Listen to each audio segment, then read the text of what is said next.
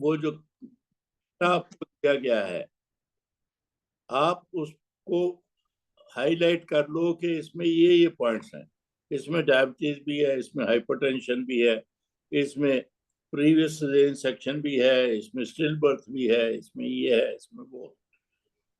और आपने अपने कमेंट्स में सारे कवर करने।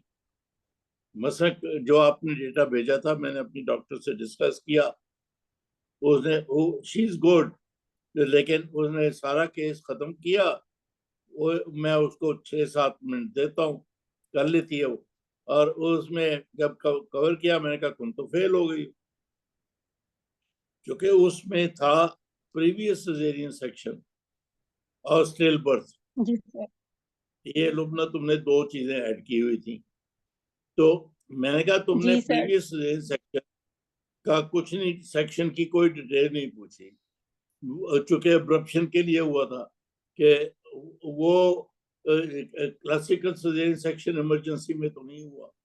वो स्कार कैसा था, फिर उसको पीपीएच हुआ उसकी, क्योंकि अब्रप्शन में पीपीएच भी होता है, तो वो जी हुआ नहीं हुआ, उसकी क्या थी, फिर बेबी स्टिल बर्थ था, उस मेल फॉर्म था, क्या वजह थी क्या नहीं थी। और अब हम वी बैक करने का सोच रहे हैं, अब प्रेगनेंसी सब ठीक चल रही है, तो वी बैक के लिए क्या ये जरूरी नहीं कि प्रीवियस सेक्शन का पूछे। फिर अब का, क्योंकि वो एक तरह से प्राइमरी ग्रेविडा थी, ग्रेविडा 2 थी, पहला सेक्शन हो गया, कि उसकी वो वैजाइनल बर्थ वी बैक के लिए ये है कि सीपीडी फेलोपेल्विक डिस्प्रोपोर्शन को रूल आउट करें। आपने उसका कुछ नहीं पूछा, जी सर। तो इसलिए मैंने उसको फेल कर दिया। तो फेल करके तो मुझे बड़ी खुशी होती है। और अच्छा। जी लेकिन सर। फेल करने का ऑब्जेक्टिव होता है कि खुशी इसलिए है कि आपको फिर वो पॉइंट्स याद रहेंगे।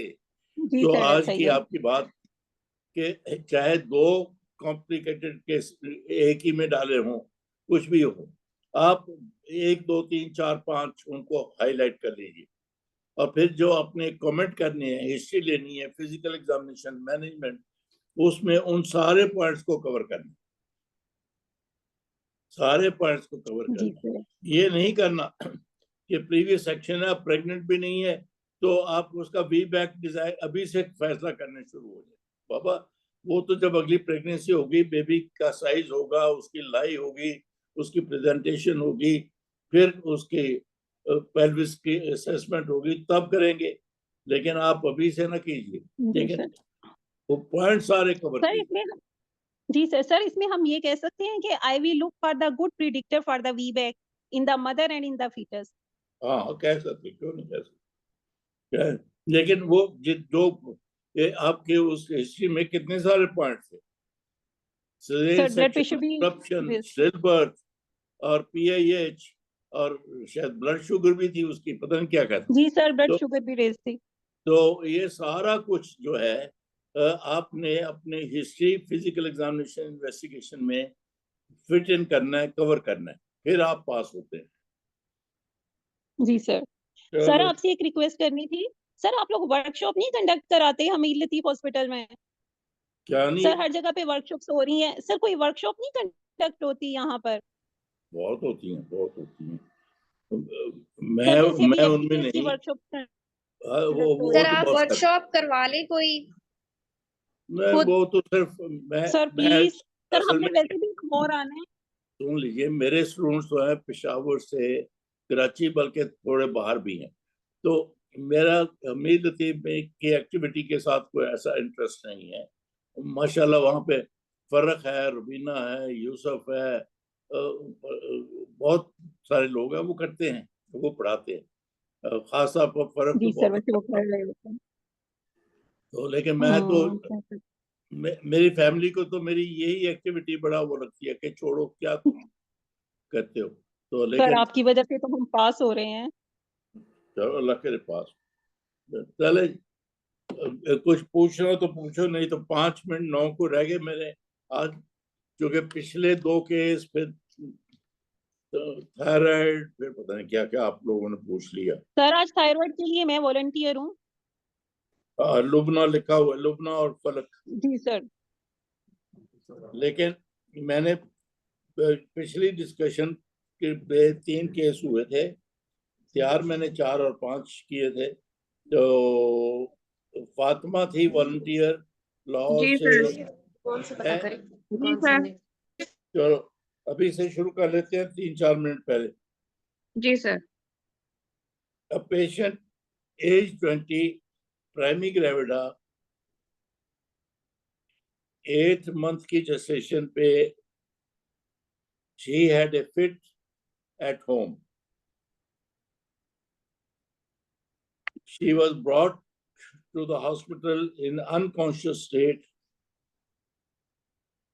जब वो आई तो ब्लड प्रेशर था 160/110 और प्रोटीनूरिया या एल्ब्यूमिनूरिया वाज 2+। और रिश्तेदारों ने बताया उसको फिट पड़ने से पहले वो सीवियर हेडेक कंप्लेन कर रही थी। बता दूं फिर दोबारा के काफी है? ठीक है सर। हाँ, ठीक है सर, समझ आ एज 20, प्राइमरी ग्रेविडा, 8 month पे, had fit at home, brought to you unconscious. जब आई तो आपने देखा she was unconscious, blood pressure 160/110 और यूरिन कैथेटराइज करके लिया तो एल्ब्यूमिनूरिया था उसमें 2+। बोलिए। Sir, as this is a case of eclampsia, it is an obstetrical emergency. So I will call for help. Maintain airway, breathing, and circulation. Call the anesthetist. Secure the airway. Put the patient in the left lateral position with an oral airway. Sir, then I will give oxygen by mask and pass the IV line. I will do the resuscitation, management, investigations, and of the patient side by side. Then I will take the samples for investigation. As the patient is already catheterized, I will assess the fetal condition afterwards after giving magnesium sulfate and IV hypertensive to my patient once the patient is stabilized. The IV hypertensive, IV magnesium sulfate in a loading dose of 4 grams and the IV labetalol in the dose of 20 milligram stat dose would be given, and I will monitor the blood pressure of the patient every 15 minutes. Once the patient is stabilized and then I will once the patient is stabilized, so then I will check the fetal heart rate and assess the fetal conditions. Then, sir, I will check for the previously what delivery she had, and I will assess the bishop accordingly. And sir, if previously she had cesarean section, then I will proceed for the cesarean section after stabilization of the patient. Otherwise, I will assess the bishop and go for the. एक minute, यहीं पे ऐसे ही तो आप return से fail होती। तुम किताब से रिट्टा लगा के वो रिससिटेशन ऑफ एक्लेम्प्टिक पेशेंट वो बोल रही है। मैं दोहराता हूँ, patient age 20, primary gravida, 8 month पे उसको घर पे फिट हुई। इतने सिजेरियन सेक्शन के तो आ गया। नहीं sir, sorry sir. Sir, I will assess the. इसी सॉरी करने से आपके नंबर नहीं बढ़ते। You have to remain focused on to the data given to you. Here she is primary gravida, 8 month पे है, तुम सिजेरियन पास सिजेरियन सेक्शन की बातें कर रही हो। ये ऐसे फेल होते हैं तुम लोग। अच्छा भला तुमने जो किताब में लिखा हुआ है एक्लेम्प्टिक फिट के बाद क्या करना है वो बोल रही हो, तुम्हें आता है, और फिर फेल होने पे समझ भी नहीं आती कि मैं फेल क्यों हो गई।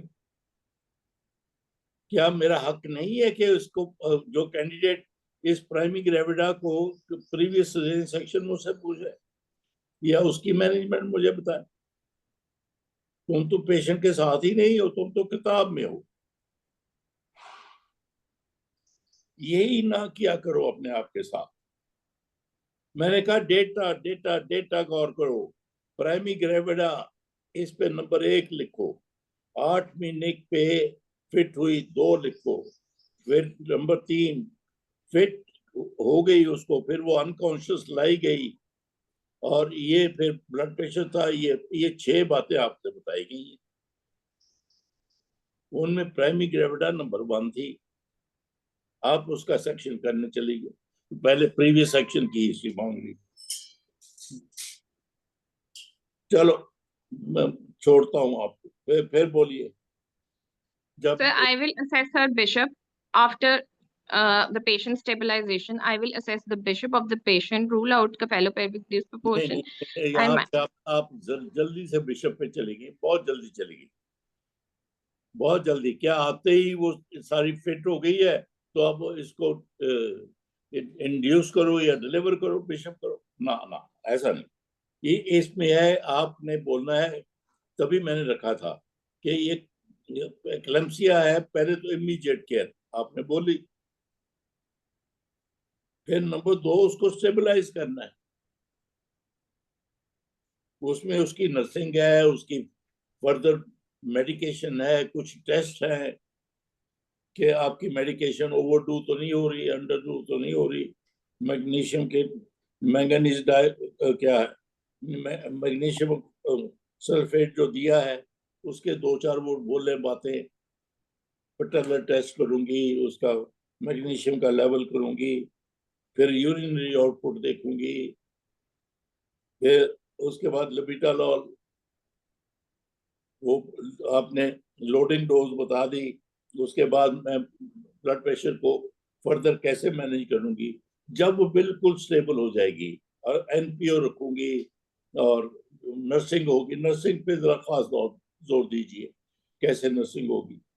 और फिर जब वो स्टेबल हो जाए, everything is under control, no more fits, blood pressure controlled, urinary output देख ली, फिर मैं प्लान करूंगी कि उसको कब और कैसे डिलीवर करूं, ये बोलना।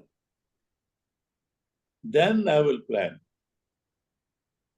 when and how she should be delivered. For that, वो assessment will be.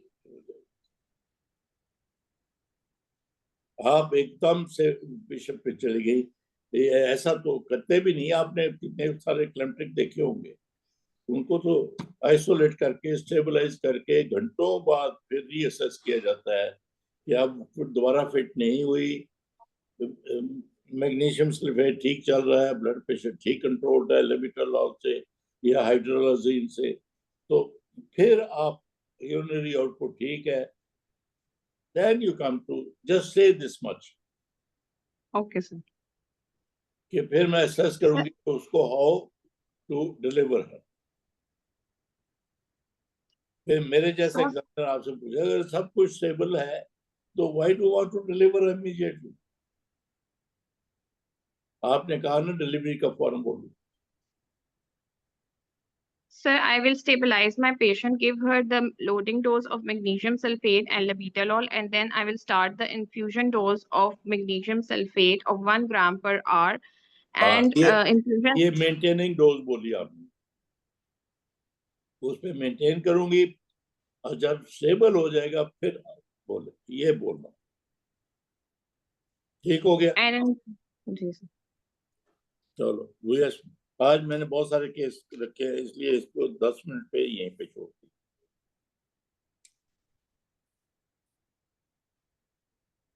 चलो सर एक क्वेश्चन पूछना था। पिछली दफा कहा था एक लड़की थी साहिबा है, जी सर। चलो तुमने कहा था मैंने भी करना। साहिबा as 35, known case of hypertension on atenolol, तुम्हारे पास आई है। अब she is gravida 5 para 1+3।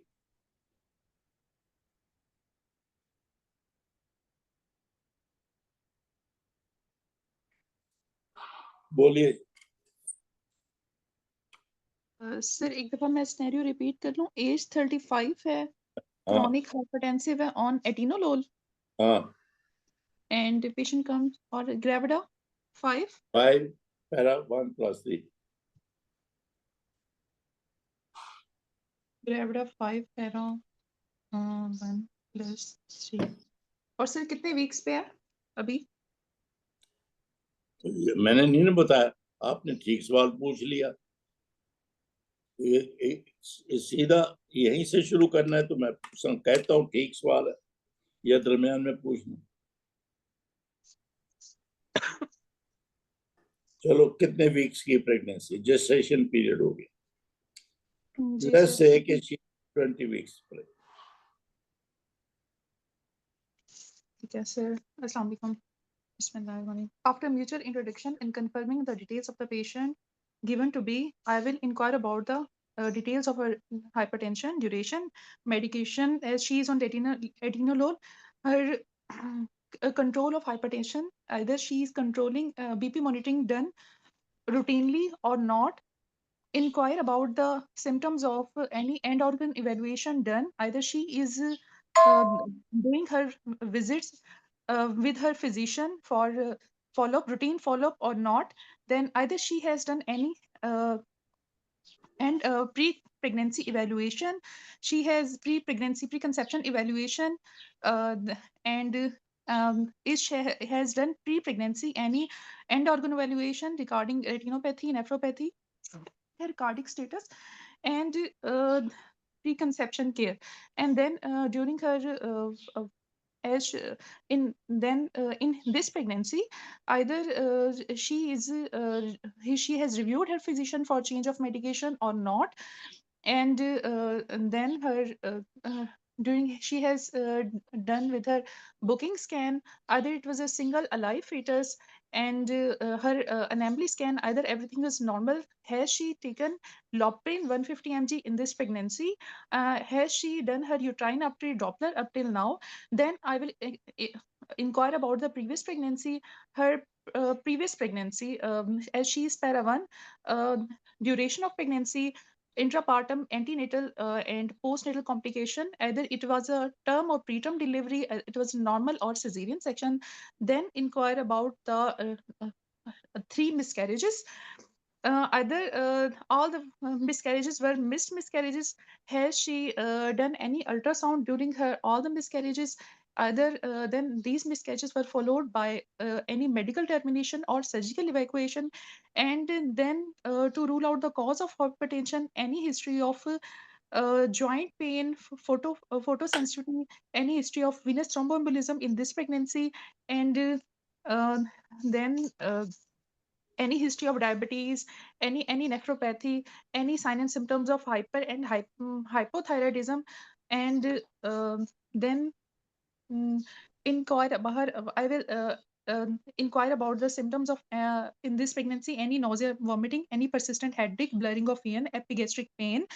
And then on examination, I will I calculate her BMI and check her blood pressure, pulse, respiratory rate. Then I will do the general physical examination, check for any facial hand edema, pallor and periorbital edema, facial edema, check palpate thyroid, and do the chest auscultation for presence of any basal crepes and heart sounds, and then do the upper abdominal examination, in which I do inspection, palpation, and meanwhile I will do the obstetrical examination and to check for the symphysis fundal height, either she is corresponding to gestational age or not. And then I will check the pedal edema, and I will also check the reflexes and clonus of the patient.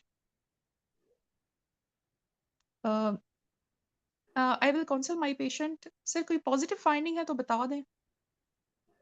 नहीं, मैं तो सब कुछ ठीक।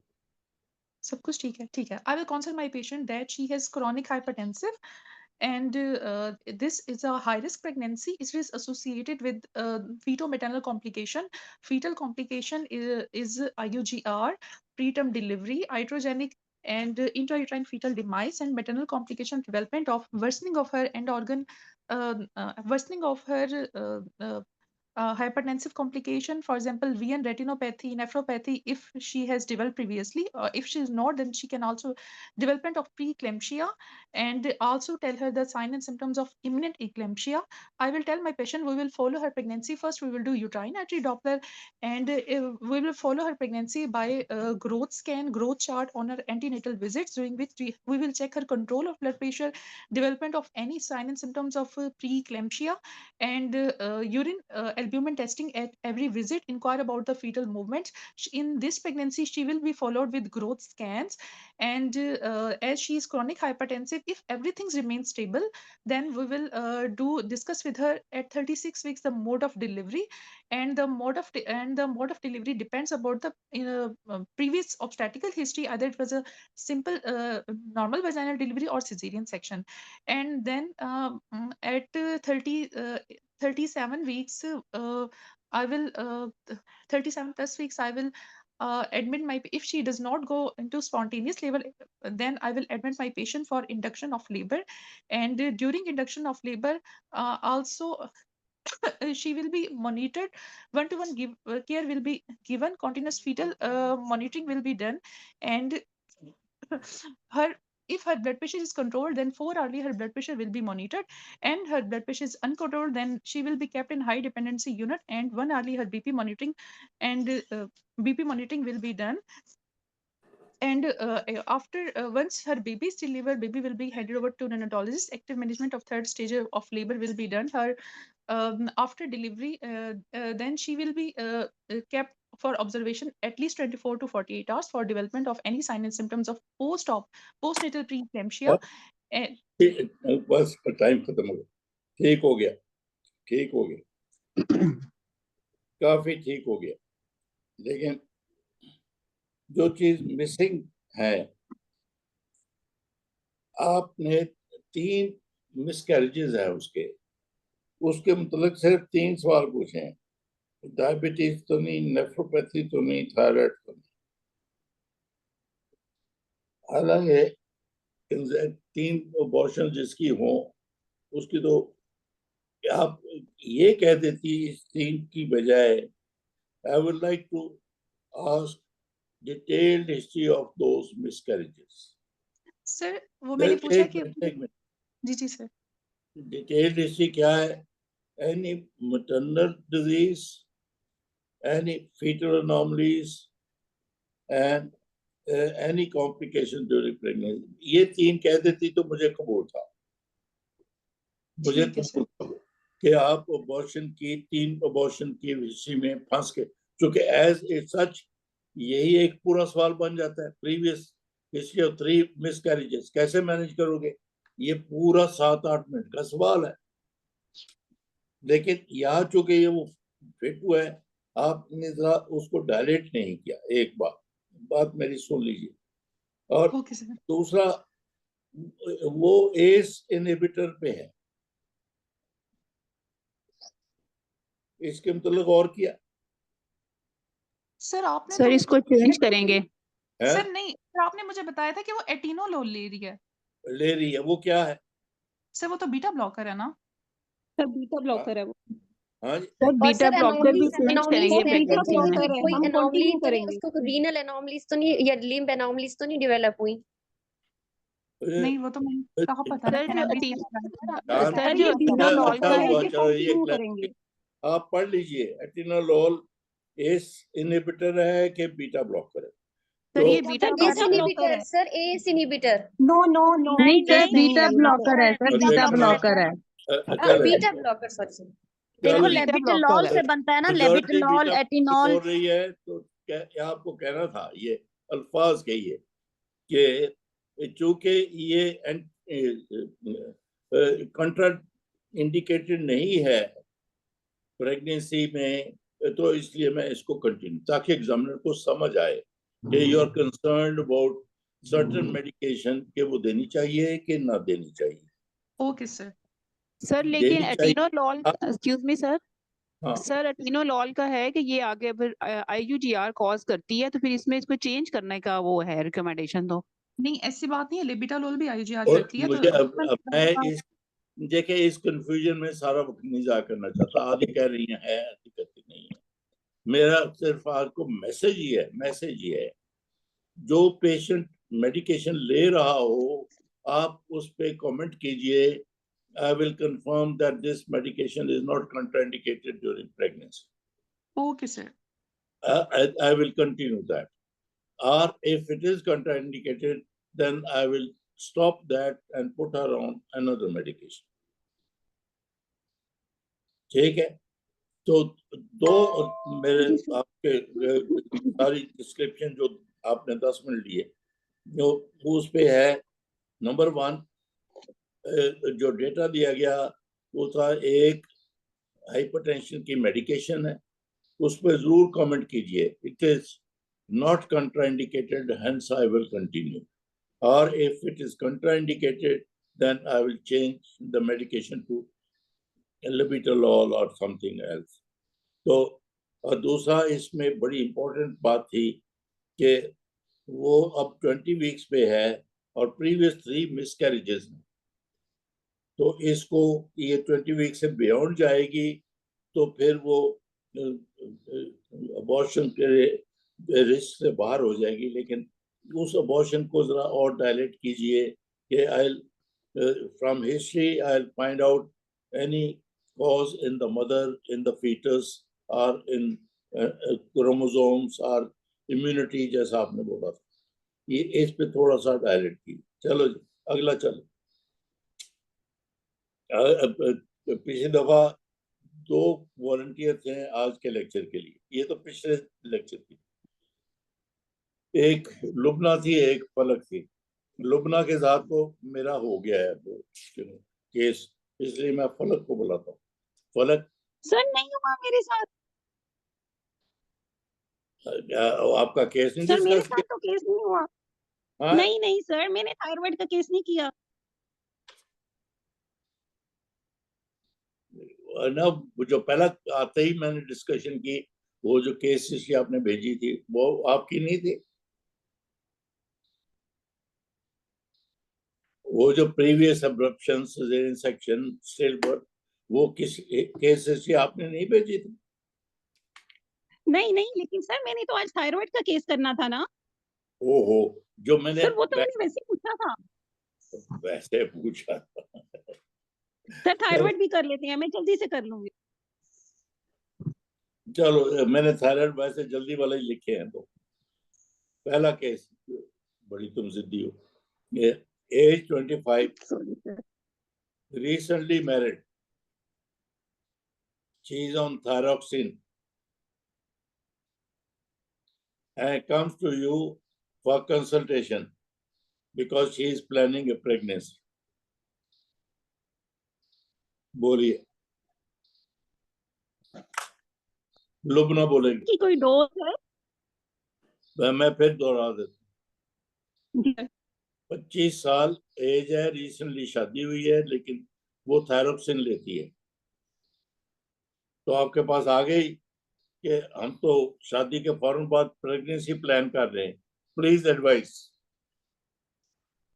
Okay sir, ये हमने structure discussion करनी है या उर्दू में काउंसलिंग करनी है? ना अंग्रेजी में। मैं जो मर्जी जुबान बोलूं, आपने अंग्रेजी बोलो। जी sir. Sir, after mutual introduction, rapport building and confirming the detail given to me, I will first encourage my patient that she has come for pre-pregnancy counseling. And then I will inquire her that from how long she has this thyroid disease and what medication she is taking, what was the dose of the medication, and either her thyroid disease was controlled or not.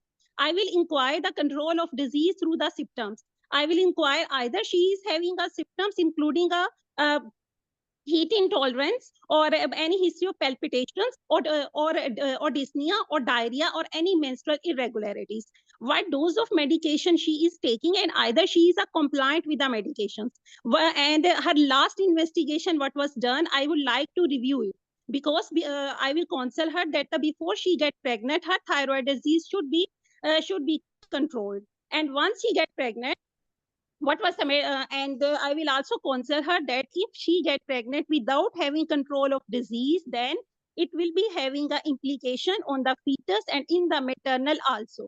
even her disease can get worsen and after getting the pregnancy, and when she get pregnant, we may also need to change the dose of medication. I will review my patient in liaison with the endocrinologist. I will also counsel her that her further investigation will be carried out. I will assess my patient in terms of toxicity of the medication, will inquiring through the hypothyroidism, and I will also assess her by her disease, that is the hypothyroidism. So I will also take history of both. Either she is taking overdosage of the drug or she is taking underdosage of the drug. I will inquire the symptoms of the hypothyroidism also, and I will assess her assess her symptoms, because as she is taking, I will also assess her thyroid status. If everything is okay, and her endocrinologist advise her that the investigation carried out is okay, her disease is controlled, and then I will allow her pregnancy. And in the pregnancy, I will ask her that early booking will be done, and her early booking with the endocrinologist will be done in liaison, that her if there is a बात खत्म हो गई आपकी, लेकिन आप पास नहीं हो। जी sir. क्यों नहीं पास? इसलिए नहीं कि तुम जिद्दी लड़की हो, लेकिन तुम पास नहीं हो। नहीं सर, पूछा ही नहीं है कि थायराइड का क्या प्रॉब्लम था जिसकी वजह से थायरॉक्सिन लेनी पड़ी। Cause of hypothyroidism. सुन लीजिए ये यार सुन लो ना, मेरी बात भी सुन लीजिए। कोई भी प्रॉब्लम आपको प्री प्रेगनेंसी बताई जाती है, आपको काफी डायलेट करके बताना होगा कि वो प्रॉब्लम या डिजीज का प्रेगनेंसी में बच्चे पे क्या असर होगा, माँ पे क्या असर। आपने जनरली बोला, मैंने आपके मुंह से क्रेटिनिज्म का लफ्ज नहीं सुना। आपको ने मुझे नहीं बताया कि फीटल थायराइड कब बनता है और कब तक वो एक्टिव हो जाता है। ये एग्जामिनर को अपना नॉलेज बताने का अंदाज होना चाहिए। यू न्यू इट कि डेवलपमेंट में फीटल थायराइड जो है वो शुरू के 5-7 हफ्ते में ही बन जाता है, और बाई 20 वीक्स पर तो बिल्कुल ही वो इंडिपेंडेंट हो जाता है फीटस। और ये अल्फाज आपने, इसका मतलब ये रिसेंटली आपने थायराइड नहीं पढ़ा हुआ, आप जनरल बातें कर रही हैं। कोई भी बीमारी होती है, थायराइड के बगैर मैं कोई बीमारी पूछता, आपके यही सारी बातें करनी, यही कि वो कब से है, क्या डोज ले रही है, कोई कॉम्प्लिकेशन तो नहीं है, कंट्रोल अच्छा है, और फिर डोज को ऊपर नीचे करने की जरूरत है। ये थायराइड के बजाय डायबिटीज लिख दो, और बीमारी लिख दो, सबके यही सवाल है, generalise. Your answers are in generalisation. Specific thyroid का रेफरेंस नहीं है। स्पेसिफिक थायराइड का रेफरेंस ये होता, अगर आप मुझे बताती या पेशेंट को बताती कि जी मैं उसको एक्सप्लेन करूंगी कि फीटल थायराइड बहुत अर्ली स्टेज पे बन जाता है, लेकिन उससे भी पहले मदर का हाइपोथायराइडिज्म जो है उसका एडवर्स इफेक्ट होता है बच्चे पे, और उसको क्रेटिनिज्म हो जाता है। ये काउंसलिंग आपके काउंसलिंग में ये अल्फाज मैंने नहीं सुना।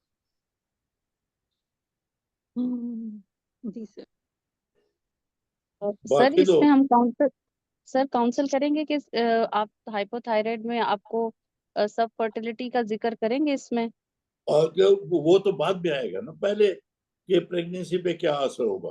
फिर हाँ, अब आप प्रेग्नेंट होना चाहती हैं तो अगर कंट्रोल अच्छा नहीं है आपका थायराइड का, तो हो सकता है आपको प्रेगनेंसी में भी हेल्प की जरूरत हो। ये फिक्रा बोल। ठीक है सर।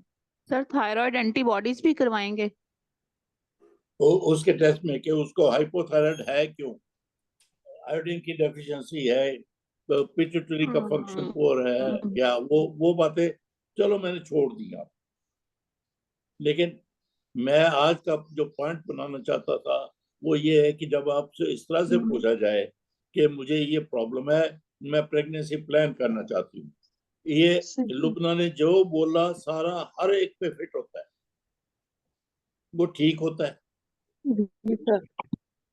कि आपको ये डायग्नोज कब हुआ, इसके टेस्ट कैसे हुए, क्या दवाई लेती हो, उससे कंट्रोल तुम्हारा ठीक है कि नहीं ठीक है, दवाई ठीक रेगुलरली लेती हो, वगैरह वगैरह।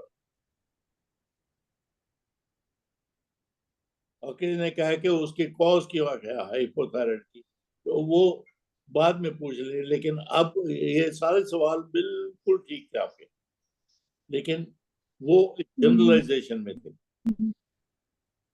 आपको थायराइड का पूछना, ओके, जैसा अभी किसी ने कहा कि थायराइड हाइपोथायराइड है क्यों, तुम्हारी सर्जरी हुई थी, तुम्हारे आयोडीन की डेफिशिएंसी हुई थी, पहाड़ों में रहती हो, क्या करती हो, वगैरह।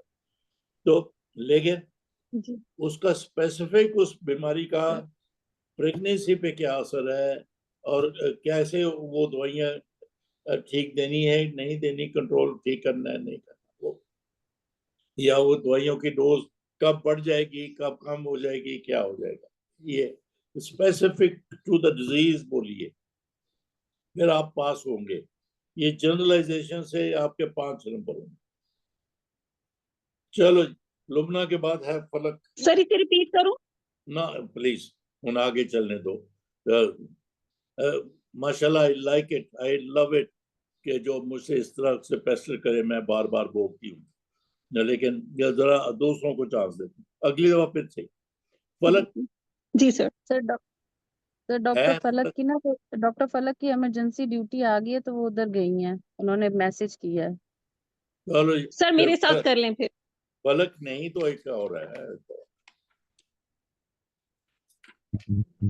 नहीं वॉलंटियर तो एक खत्म हो गया।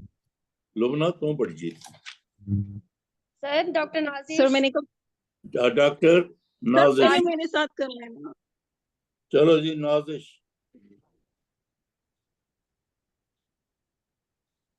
अब तुम पास होना इसमें, जो ये कोई स्कोप नहीं है कि आप इसमें फेल हो। Very sir. Patient age 30, recently married, plans of pregnancy, वही बात, लेकिन वो ये कहती है कि उसको रिसेंटली थायरोटॉक्सिकोसिस का डायग्नोसिस हुआ और वो कार्बिमाजोल पे या नियोमरकाजोल, जो भी कहो। जी सर। बोलिए अब आप, you don't have a chance to fail, जी सर। क्योंकि अभी ये सर बात हो चुकी है। हाँ जी। सर ये सिनेरियो मैं रिपीट कर रही हूँ। 30 years old, recently married, recently thyrotoxicosis, now on neomercazole and came for pre-pregnancy counseling. हाँ बिल्कुल ठीक हो।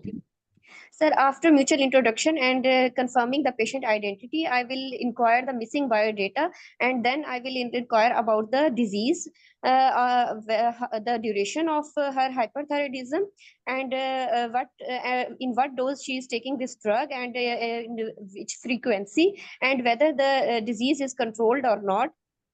Any history of heat intolerance, loss of weight, loss of appetite, weight loss, and any history of palpitation, and then I will inquire about whether she is taking regular visits from the physician, and when was the last visit, and what was the last report, and then I will inquire about the complications like cardiac complications, any history of chest pain radiating to left arm, any history of shortness of breath or any respiratory problem, and fever, and any history of weakness, lethargy, and a history of any taking any hematinics or iron infusions, and then any history of recurrent infections, and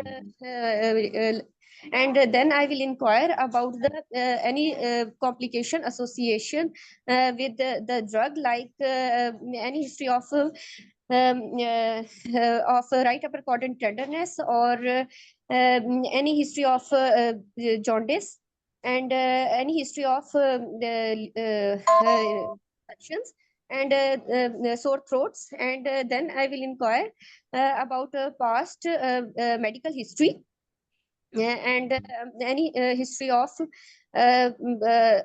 past medical history of significance, like any autoimmune diseases, like diabetes type 1, or and any SLE, APLS, and photosensitivity or joint pains, and then past allergy, socioeconomic status, and past surgical history of thyroid, and past gynecological history about her cycle regularity or any oligomenorrhea, and pap smear, contraception, and past allergy, socioeconomic history, support at home. So should I continue? Any positive findings in history? कोई नहीं. Okay. In examination, first of all, I will look for the general look of my patient, whether she has a look of the patient, and then I will do the BMI, vital signs including BP, pulse, respiratory rate, temperature, and I will check the signs of hyperthyroidism in her eyes, like exophthalmos or lid retraction, and check the pallor, jaundice in eyes, and then I will do the thyroid examination in detail. I will do the inspection for any growth visible and in front of neck.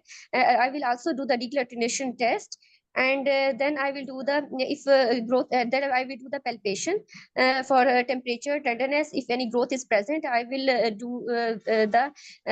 I will check for side, size, margins, lower limit is reachable or not, and then I will. Thank you. Nazish, जी sir. आपका भी मसला वही है. देखा, आपने नहीं सीखा.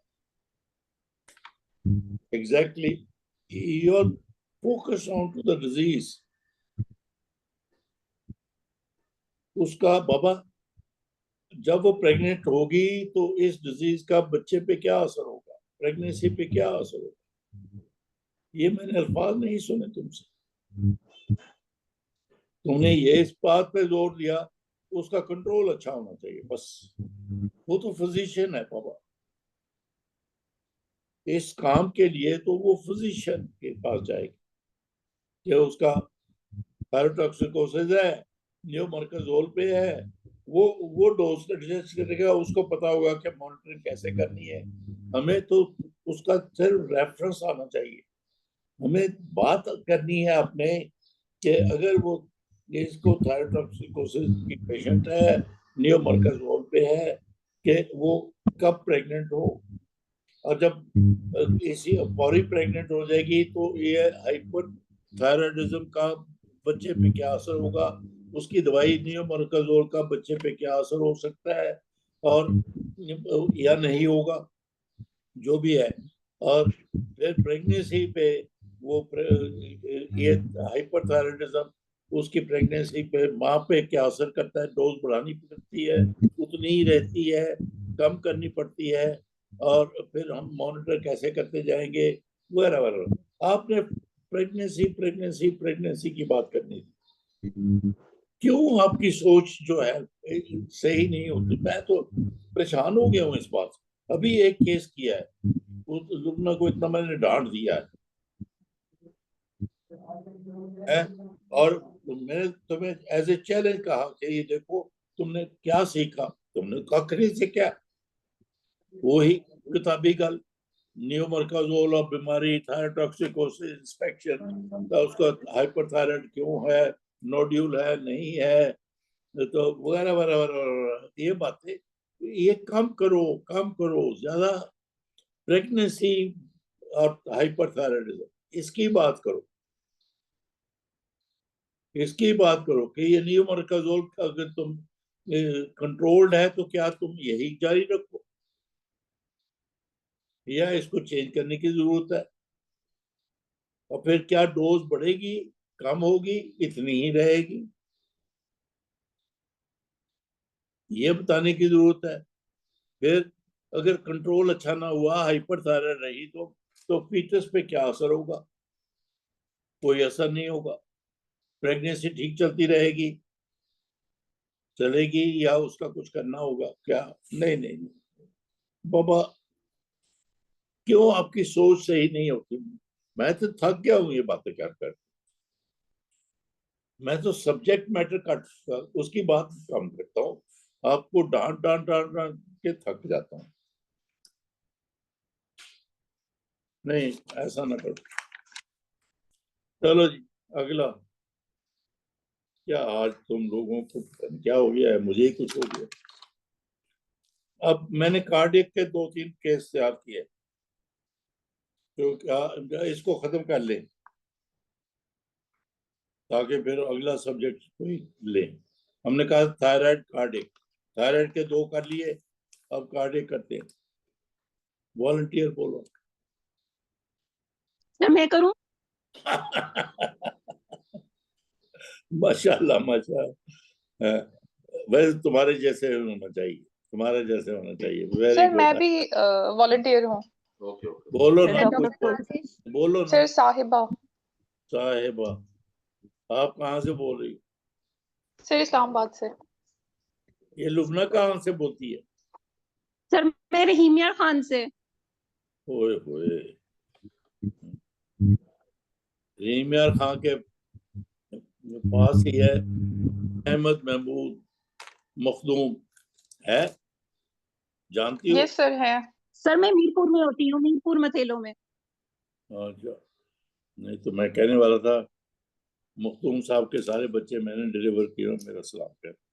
अच्छा, नहीं सर मैं मीरपुर मथेलो में रहती हूँ, FFC में। अच्छा, चलो जी। अब कार्डिक साहिबा, इस्लामाबाद। उफ, जी sir. patient age 25, gravid at 2, para 1, last childbirth 2 years ago. Known case of mitral stenosis. Okay sir.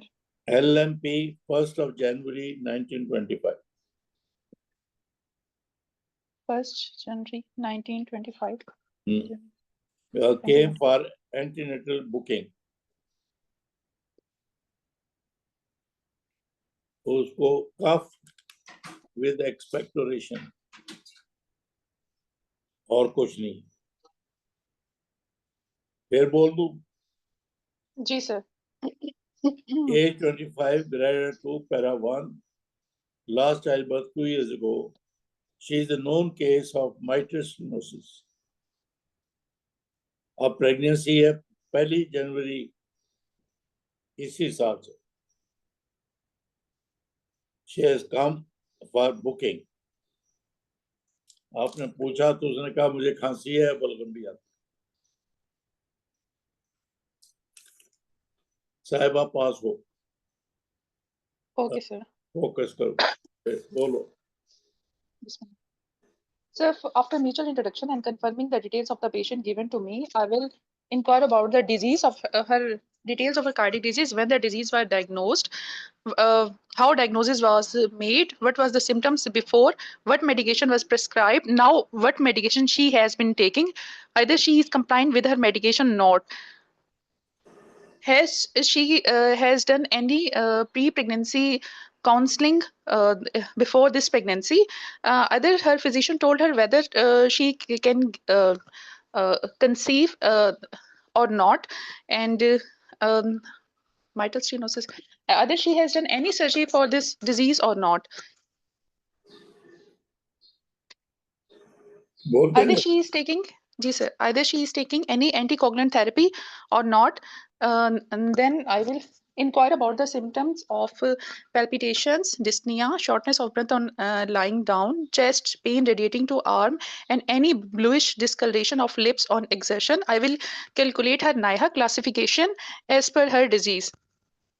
As per her symptoms. बोलते जाइए, क्यों रुकती हैं? जी sir. Hello, ji sir.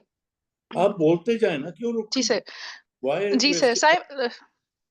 Sir, I exclude on history the symptoms of anemia. Either she has developed any hypertension, any sign and symptoms related to any infection, and inquire about her fetal, inquire about her echocardiography last, and then I will inquire about her last obstetric history.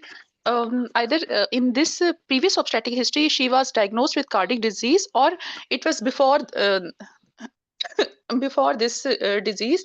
What was the outcome of the pregnancy? Any antenatal, intrapartum, and postpartum complication? Either her baby is currently alive or not. And then I will move towards. And then I will inquire about any medical history of DVT, thromboembolism, stroke, any cardiac arrest, any hospital admission, multiple hospital admission for this pregnancy. Then I will move towards examination. On examination, I will first of all calculate BMI and do the general physical examination. Look for check for heart rate, pulse rate and rhythm, blood pressure, respiratory rate. आपकी आवाज बहुत कम हो गई है, जरा पास हो के बोलो। सर अभी आवाज आ रही है? अब आ रही है, पहले बहुत जी कम। So I will calculate her pulse rate and rhythm, temperature, look for anemia, any pedal edema, raised GVP, auscultate her lungs for basal Krebs and any murmur. Then I will do the check for pedal edema, generalized abdominal edema. As my patient has a basal Krebs.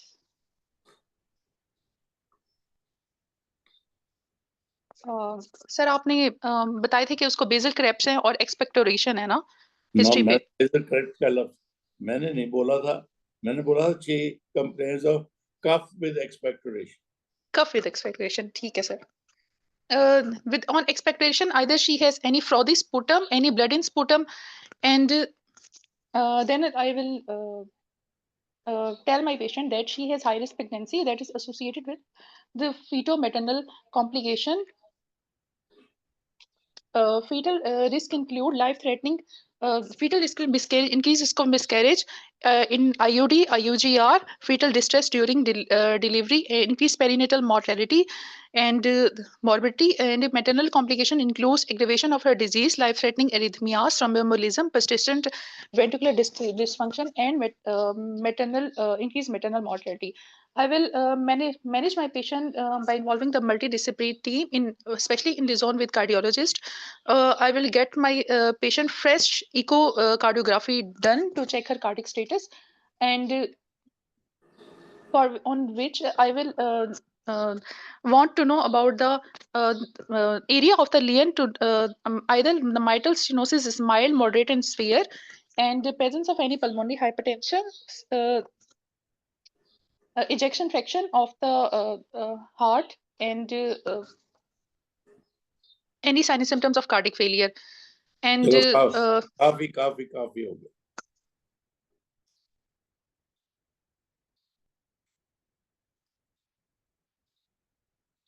मेरा ख्याल है मैं अब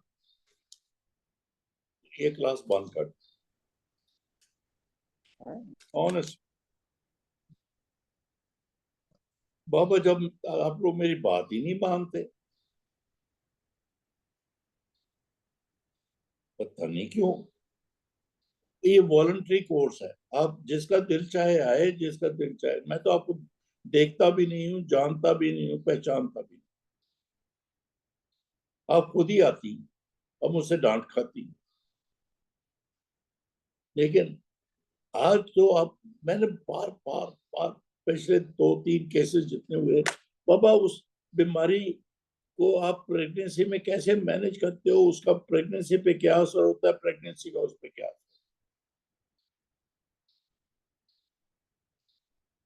ये आपने अंट shunt सारा कुछ बोल दिया और सही बोला।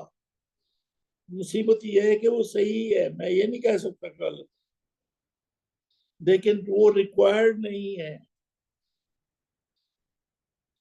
क्योंकि आपने अपना टाइम खत्म कर दिया, ना ਅਸੀਂ ਉਹਨੂੰ डिलीवर ਕੀਤਾ है, ना कुछ ਕੀਤਾ है, ना कुछ ਕੀਤਾ। उसकी प्रेगनेंसी तो मैनेज ही नहीं की, कहीं जिक्र नहीं आया कि उसकी प्रेगनेंसी क्या हो, कैसे हो। आप वो उसके कार्डिक कंडीशन पे बड़ा जोर दिए जा रहे। ठीक है, जोर है, लेकिन not as an obstetrician, you are being only a physician.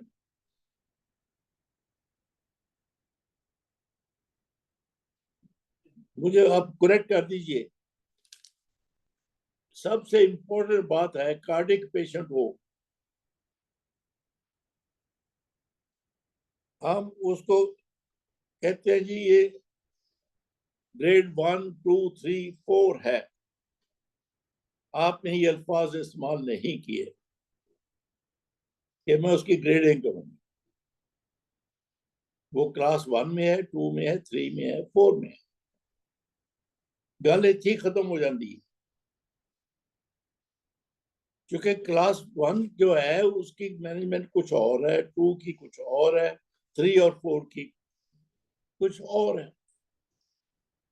Basic फर्क की मैनेजमेंट में ये है, जब हम एज ऑब्स्टेट्रिशियन उनकी स्टेजिंग करते हैं, वी डोंट बॉदर कि वो माइट्रस स्टेनोसिस है, इनकॉम्पिटेंस है, कुछ और बीमारी है।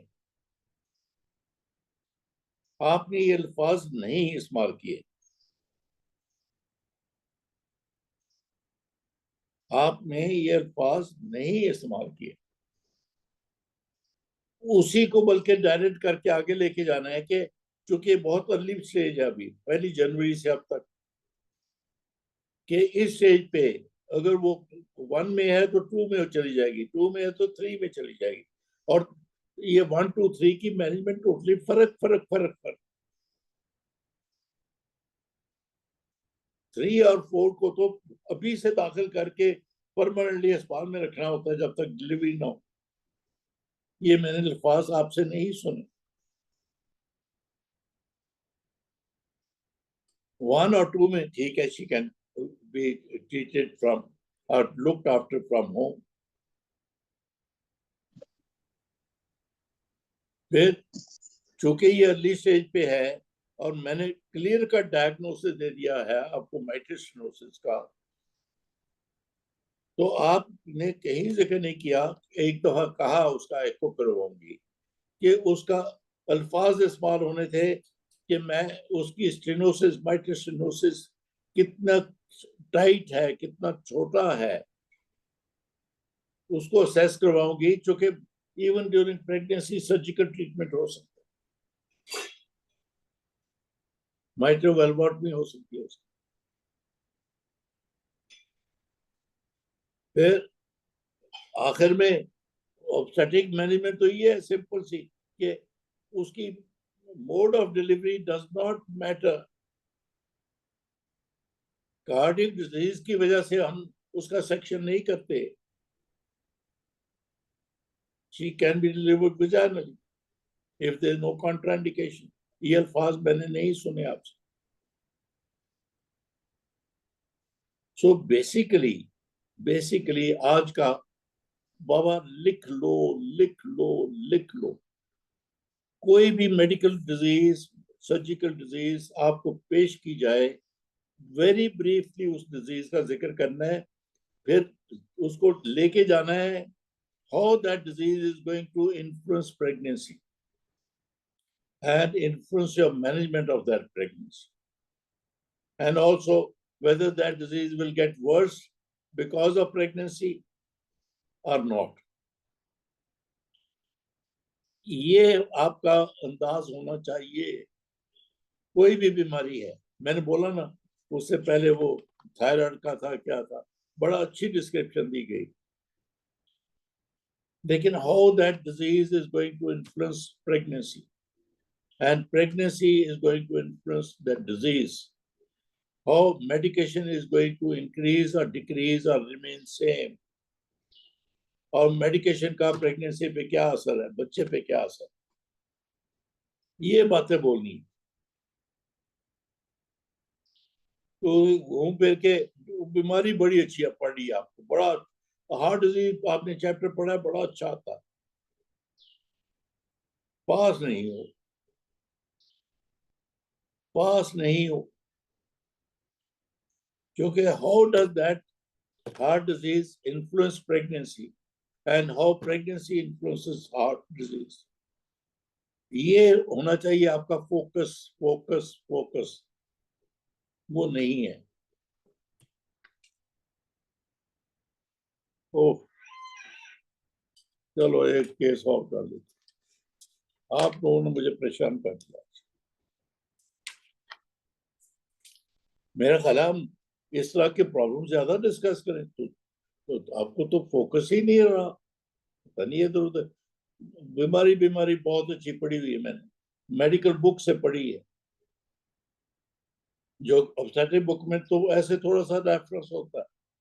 नहीं जी, मैंने तो बड़ी मोटी किताब मेडिसिन, वहां से पढ़ा था थायराइड, वहां से पढ़ा हार्ट डिजीज, वहां से पढ़ा ये डायबिटीज। नहीं, उसकी application, very briefly the disease, then how it is going to influence pregnancy, or pregnancy is going to influence that disease. ये होनी चाहिए सोच आप, वो नहीं है। चलो नेक्स्ट वॉलंटियर कौन है? इतनी डांट के बाद शायद कोई भी ना हो। सर मैं कर लूं, डॉक्टर कुरतुल। चलो जी, तो और सर मैं भी कर लूं अगर आप कहें तो।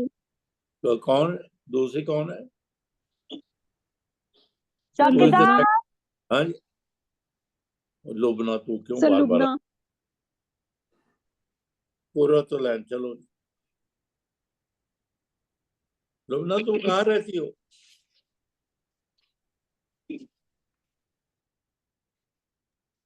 लुबना है कि नहीं? जी सर। कहाँ सर रहती मैं हो हूँ तुम? बिल्कुल।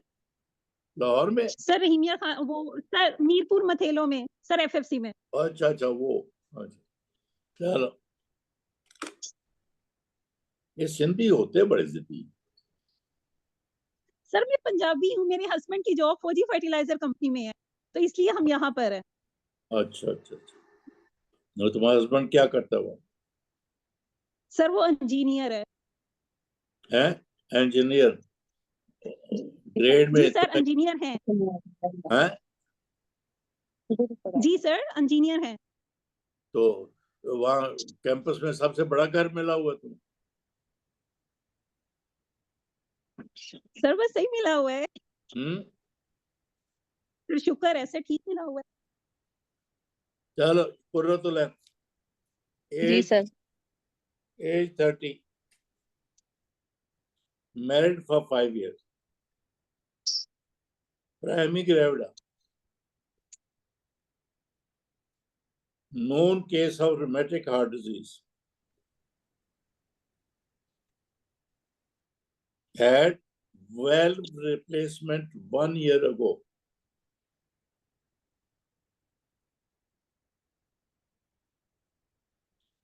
LMP 1st of March, year B, 2025, came for antenatal booking. Okay. दोहरा दोगे? ठीक है। नहीं सर ठीक है। 30 years of age, married for 5 years, primary gravida, known case of rheumatic heart disease, had valve replacement 1 year ago, LMP 1st March, came for antenatal booking. माशाल्लाह, चलो। After mutual introduction and rapport building and confirming the biodata given to me, I will take the history of the disease, rheumatic heart disease, and valve replacement, which type of valve is involved, and which type of replacement is done. Is it a bioprosthetic valve or a mechanical valve? And what medication she is at present taking, anticoagulation is going on or not, any beta blockers or any heart failure drugs she is taking or not. Then I will assess the NEHA classification of the patient, either 1, 2, 3, or 4. And I will ask about the recent cardiologist opinion regarding her disease control and disease status. Then I will review her medication as well. And then I will ask her about either she conceives spontaneously, is it a planned pregnancy, and any bleeding or any complication up till now. Is pregnancy is confirmed by pregnancy test or any ultrasound has been done or not. And I will then if she is taking any warfarin for anticoagulation, I will shift the warfarin to the low molecular weight heparin, as it is a embryopathic, to the low molecular weight heparin. And I will counsel the patient regarding the disease of heart disease and his course during this pregnancy. She might have she might require multiple visits and with the obstetrician and the cardiologist as well. And the condition due to pregnancy, her condition or her NEHA classification can be deteriorate, and for which we will and also I will start her the folic acid supplementation as well. We do her dating scan, do her dating scan and her baseline investigation. Then I will counsel her regarding the outcome of this pregnancy. She might go into risk of miscarriage, preterm delivery, growth restriction, and deterioration of her NEHA classification, and might and then I will involve the then I will during her course of pregnancy I will do her anomaly scan at 20 weeks, and if required I will do her fetal echocardiography for the fetal condition. Although rheumatic heart disease is acquired disease, a fetal echocardiography is done usually in congenital heart disease, but still for safety I will do her fetal cardiac status as well. And then I will monitor her monitor her for any coagulopathy, as she is on coagulation. So if on coagulation, then I will prolong her pregnancy till the at 36 weeks of pregnancy. I will discuss her regarding the time of the delivery and the mode of the delivery. And I will involve the cardiologist during the course of pregnancy for her cardiac status evaluation, and the echocardiography should be done to see the mitral valve area, and any valve replacement or valves replacement condition. Then I will deliver her if she is stable. I will deliver her vaginally, and I will intrapartumly. I will restrict the fluid, prop up the patient, prop up the patient, and try to shorten the second stage of labor. And after delivery of the baby, I will do the active management of. Sorry, I at 36 weeks I will low molecular low molecular weight heparin. I will stop that for a while, and Sir, then we can restart. Sir आपने एक ही गलती की है, very very good. तो active stage third stage की management जरा वो नहीं करते, क्योंकि उसको एकदम जी से सर, वो गलत हो गया. वो गलत हो गया, मैं इसलिए चुप कर गई थी वो. बस बाकी तुम्हारा वो कुड़ियो, ये जो इन्होंने बोला है कुरतरैन ने, almost as it should be, except आपने भी इतना एम्फेसिस नहीं ले किया कि प्रेगनेंसी में हार्ट डिजीज पे क्या असर होता है. आपने एक लफ्ज जरूर बोल दिया कि उसकी स्टेज बहुत शुरू में बोला डिटीरियोरेट हो जाएगी 1 to 2, लेकिन उससे पहले आपने ये नहीं पूछा उससे कि वेल्व रिप्लेसमेंट के बाद उसकी सिम्टम्स कैसी हैं. Is she fully free of any dyspnea, shortness of breath, wherever fully functional, कि अभी भी वो उसको सांस चढ़ जाता है नहीं चढ़ जाता. तो ये प्रेगनेंसी से पहले कि वेल्व रिप्लेस, वो आपने बड़ा अच्छा बोला कि वेल्व किस तरह का पड़ा है, मैकेनिकल पड़ा है, लाइफ पड़ा है, क्या है, उसका साइज या उसकी आपने इंडिकेशंस नहीं पूछी कि क्या थी, लेकिन generally speaking you score easily pass marks.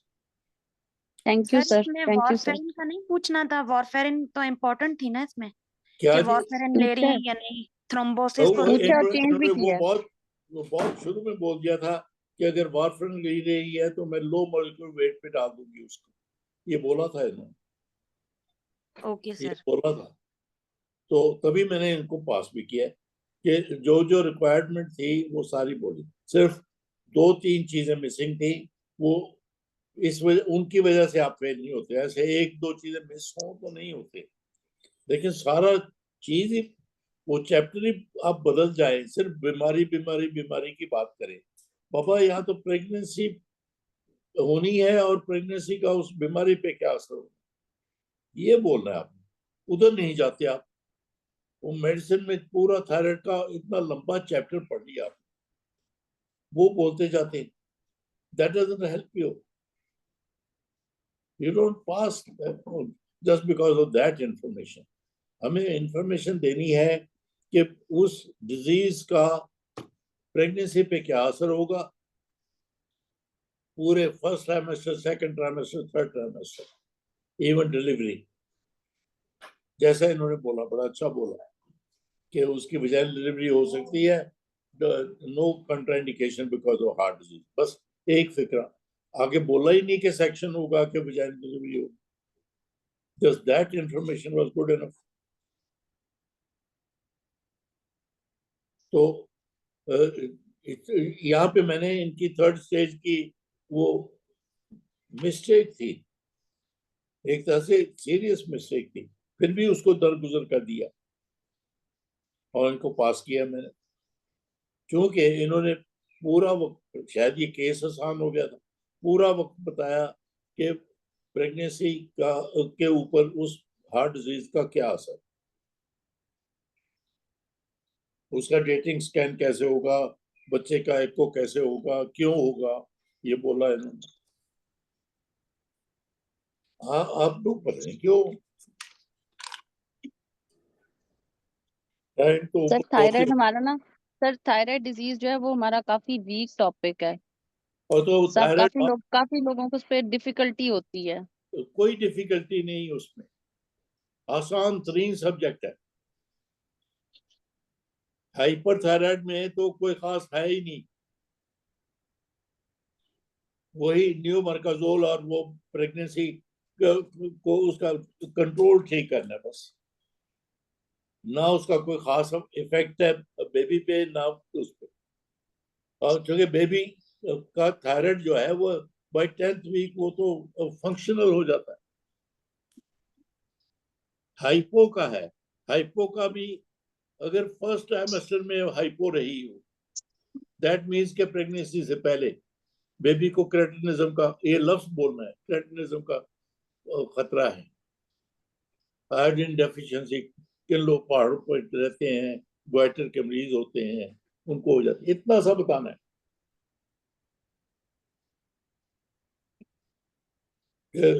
Thyroxine की डोज क्यों मॉनिटर करनी है, कैसे करनी है, और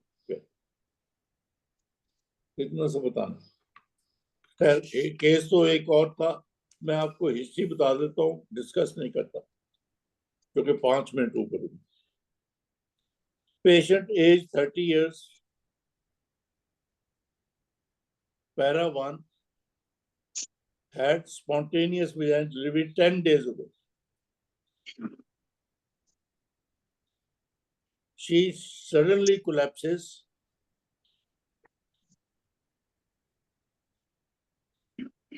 becomes unconscious, उसकी पल्स इरेगुलर है,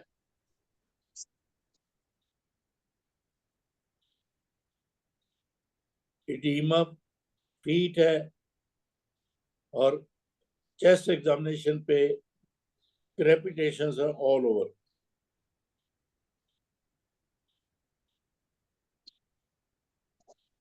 Past history, no history of heart disease,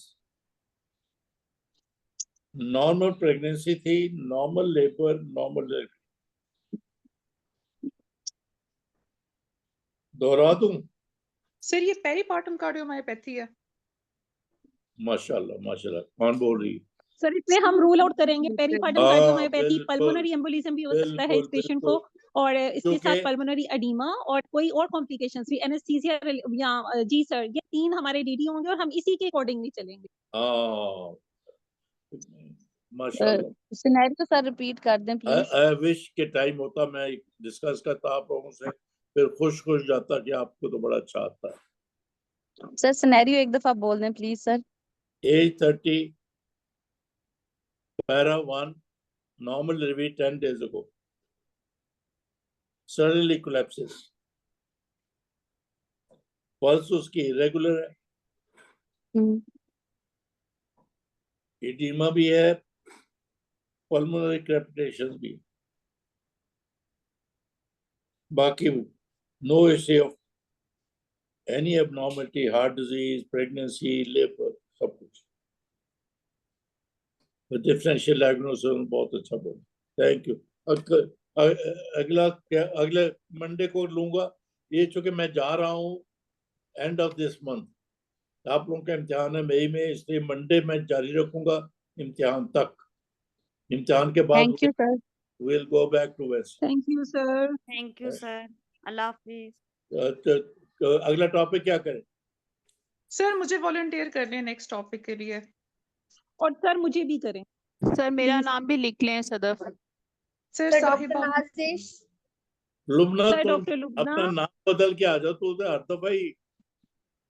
नहीं सर प्लीज सर, एंड वाले सिर्फ 10 मिनट या 5 मिनट, सिर्फ एंड वाले 5 मिनट मेरे। सर चलो, मेरा नाम लिख लें सदफ। सर क्या नाम? सादिया।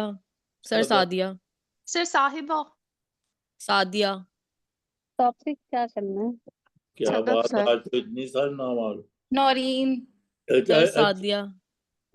टॉपिक क्या है बाबा? वो तो नहीं बताया आप लोगों ने। सर मैटरनल कोलैप्स कर देते हैं। यही नहीं थायराइड ही सर, थायराइड थोड़ा पहले रिपीट कर देना। अरे बात इतना सही काफी नहीं है।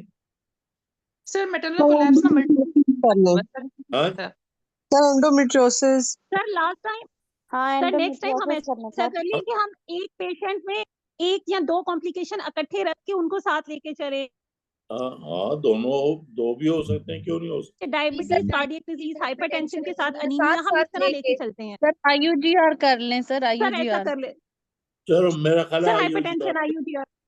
सर मेडिकल IUGR डिसऑर्डर्स इकट्ठे। IUGR ओलिगो और के साथ करना एंडोमेट्रियोसिस, सर।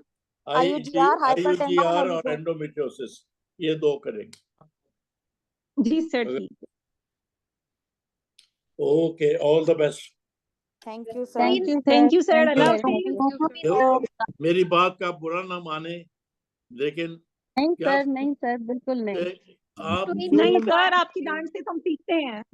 को फोकस करे ना, जो भी हो कि प्रेगनेंसी प्रेगनेंसी प्रेगनेंसी, हमें तो बाबा ऑब्स्टेट्रिशियन गायनेकोलॉजिस्ट है, उस पे फोकस करो। जो भी डिस्कशन है घूम फिर के उस पे लाओ। चलो, ऑल द क्वेश्चन पूछूं सर? जी पूछो क्या? सर आपने अभी बताया कि ना जब भी कोई मेडिकल डिसऑर्डर होगा तो effect of pregnancy on the disease and effect of disease on the pregnancy. तो बिल्कुल सर जिसमें आगे फर्दर आपने ना इलेबोरेट किया, तो उसमें आपने बताया कि ना feto maternal risk in every trimester पूछेंगे और मेडिकेशंस के साइड इफेक्ट्स पूछेंगे। सर बिल्कुल इसे बिल्कुल। मजीद इफेक्ट को इलेबोरेट करें तो और कुछ पॉइंट्स पूछेंगे इनके अलावा? नहीं, अगर आप ये सारा कुछ कह दोगे कुछ नहीं पूछेंगे, यही है जो इन्होंने ठीक बोला अभी। ठीक है सर, ठीक। थैंक ये यू सर। बड़ा अच्छा समराइज किया, और इसी को सुनिए और ये इसी तरह ही बोलिए। Thank you. Thank you so much sir. Thank you. Thank you, sir. Thank you very much, sir.